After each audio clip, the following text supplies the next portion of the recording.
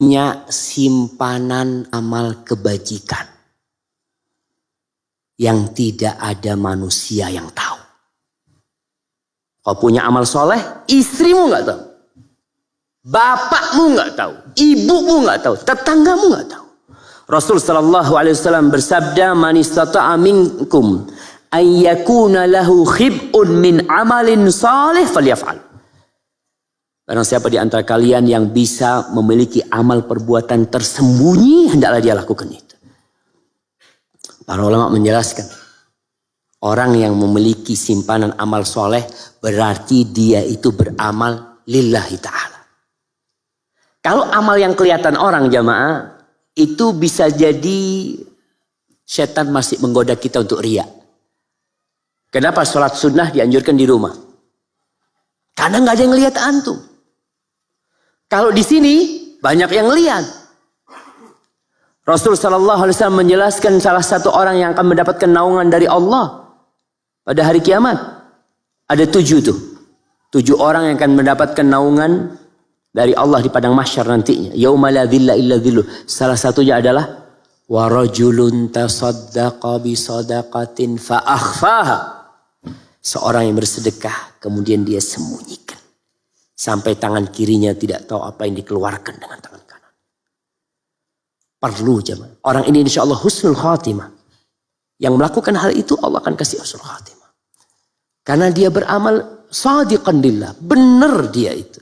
Bukan pura-pura beramal soleh. Kalau kita melihat kisah-kisah as-salafus soleh. Diceritakan Ali ibn Husain ibn Ali ibn Abi Thalib.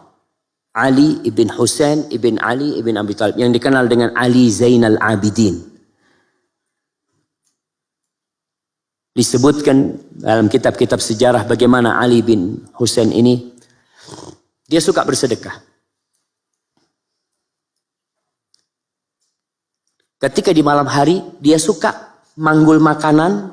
Dia taruh di depan rumahnya orang-orang miskin. Janda-janda ditaruh, diketuk, ditinggal. Terus. Tidak ada yang tahu. Kapan diketahui? Ketika dia meninggal dunia.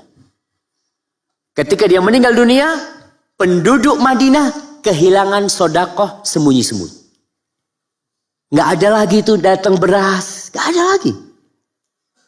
Berarti penduduk Madinah itu nggak pernah tahu sampai Ali meninggal dunia. Tentang amalan dia. Allah akan kasih husnul khatimah. Dawud ibn Abi Hind, seorang alim ulama yang terkenal. Ibn Abi Adi cerita tentang dia. Dawud ibn Abi Hind ini puasa selama 40 tahun. Keluarganya nggak ada yang tahu. Puasa sunnah selama 40 tahun. Wa kana kharrazan.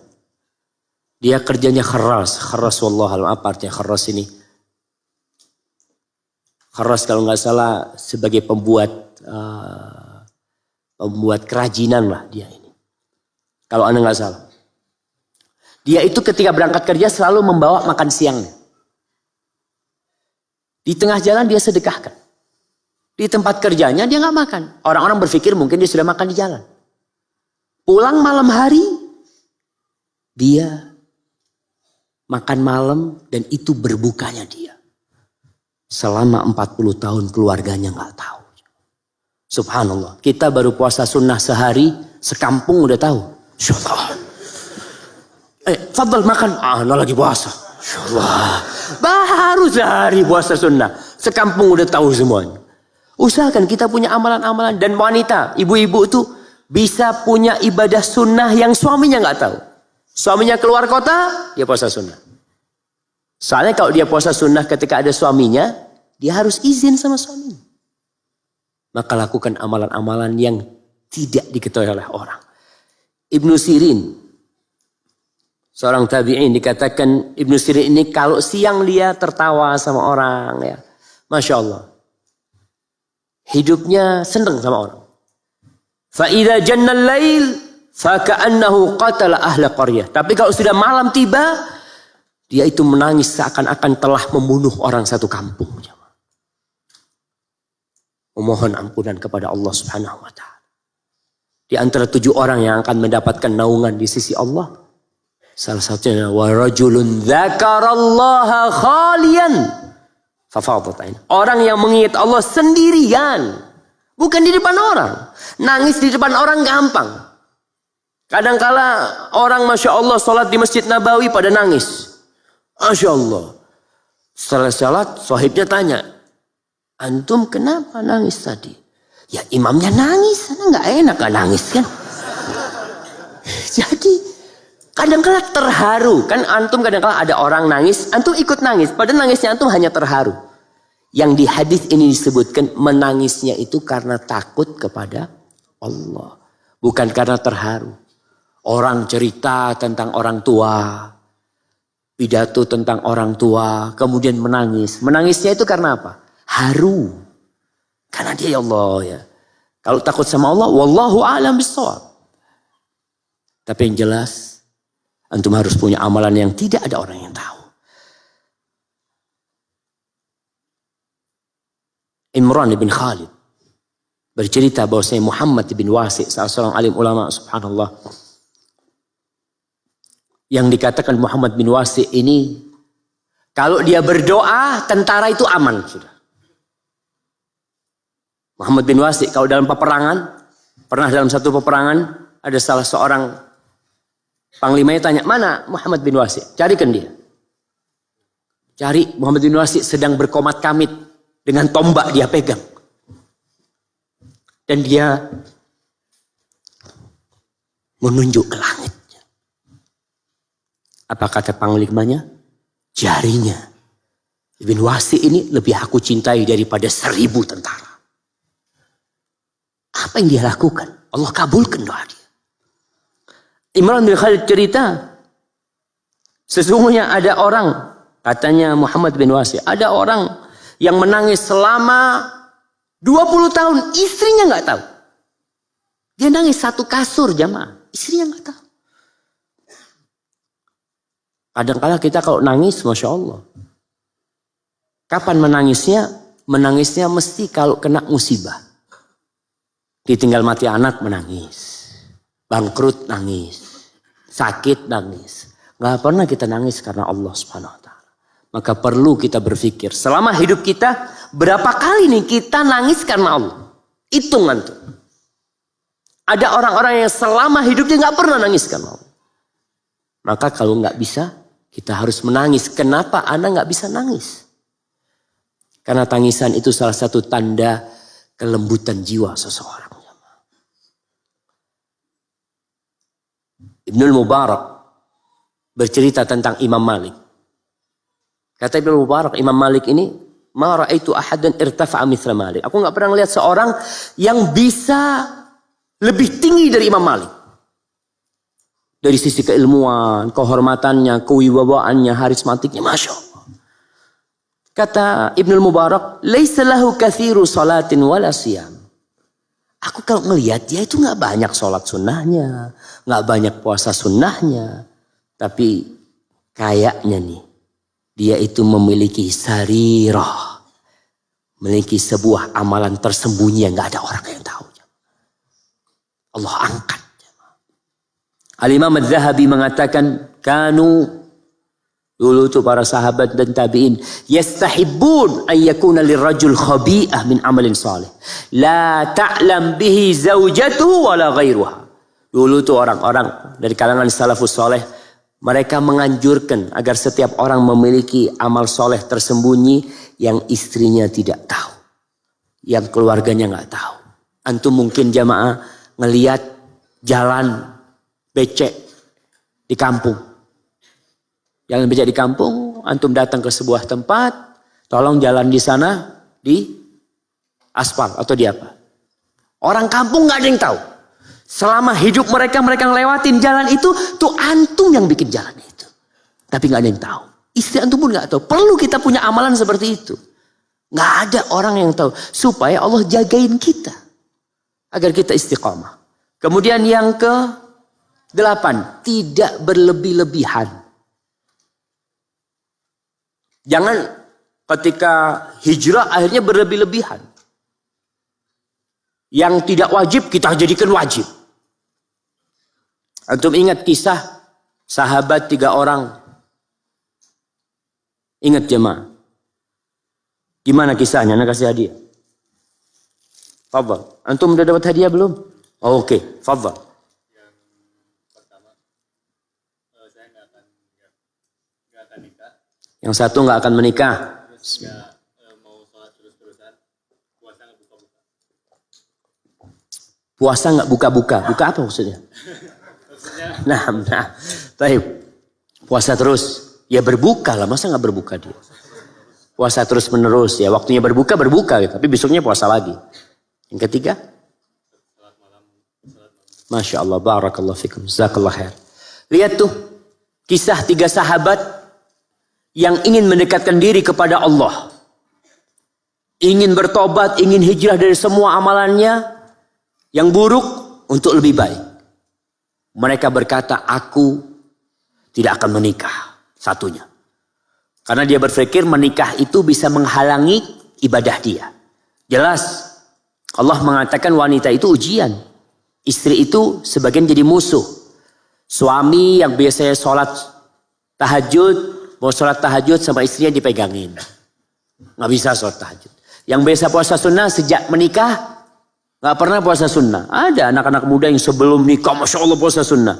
Iya Ustaz, ana dulu puasa sunnah untuk menahan nafsu. Udah nikah, alhamdulillah sudah. Nah, umpamanya.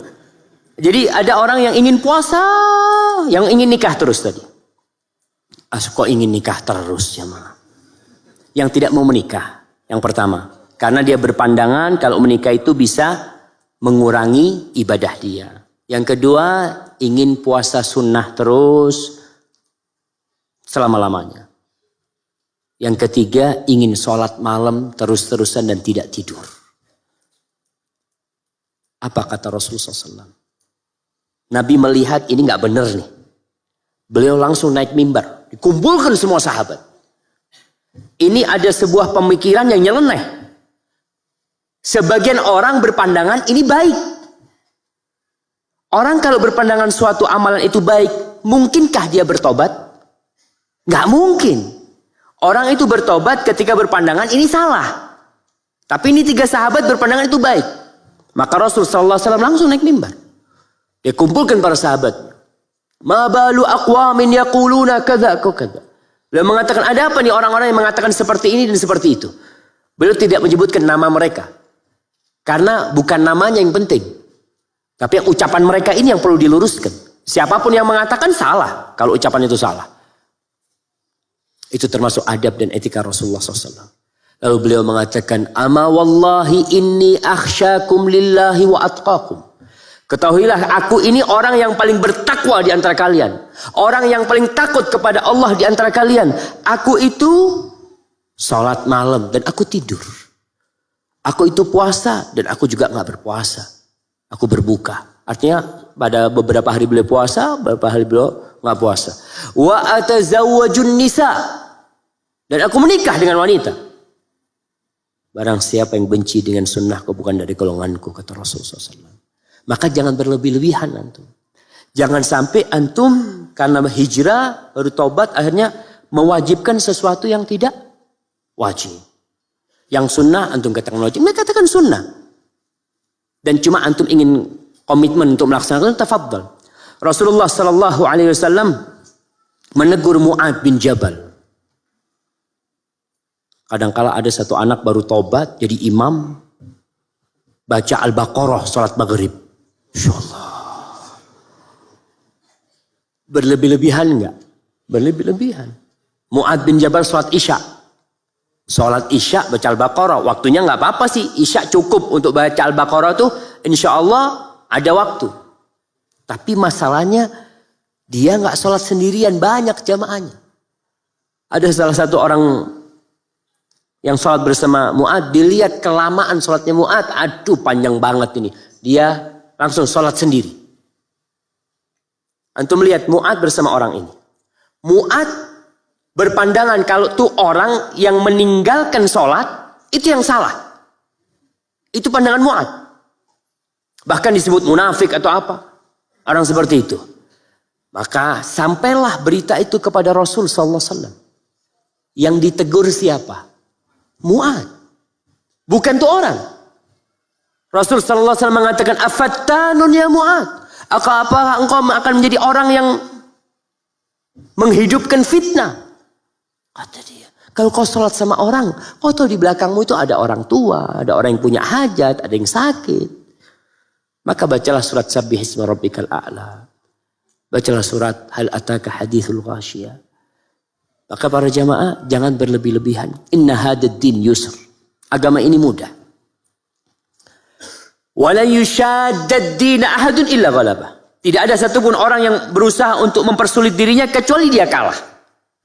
Makanya orang-orang yang terlalu berlebih-lebihan dalam beribadah, lama-kelamaan malah nggak beribadah dia. Ditinggalkan karena nggak kuat dia. Aduh kok berat banget nih, kau yang memberatkan dirimu. Maka Islam itu agama yang pertengahan. Antum sakit, nggak bisa wudhu, tayamum. Jangan maksakan diri. Ada orang enggak, anak mau wudhu. Karena pahalanya wudhu seperti ini, seperti wudhu, sakit antum akhirnya. Maka jangan. Kemudian ke masjid, hujan terus. Antum nggak harus ke masjid. Wah, tapi anak mau ke masjid. Pahalnya lebih besar. Naam, pahalnya lebih besar. Tapi kau bisa terpeleset atau apa, jalannya licin. Jangan memberatkan diri. Tetap yang wajib, katakan wajib. Yang sunnah-sunnah, rukhsah diambil. Ada orang-orang yang tidak menerima rukhsah. Seperti ketika Rasul sallallahu alaihi wasallam dalam perjalanan, lagi puasa nih. Sebagian sahabat sedang puasa. Dan Nabi sudah ambil gelas. Dia tunjukkan kepada para sahabatnya bahwa beliau berbuka. Ana izin minumnya. Bismillah.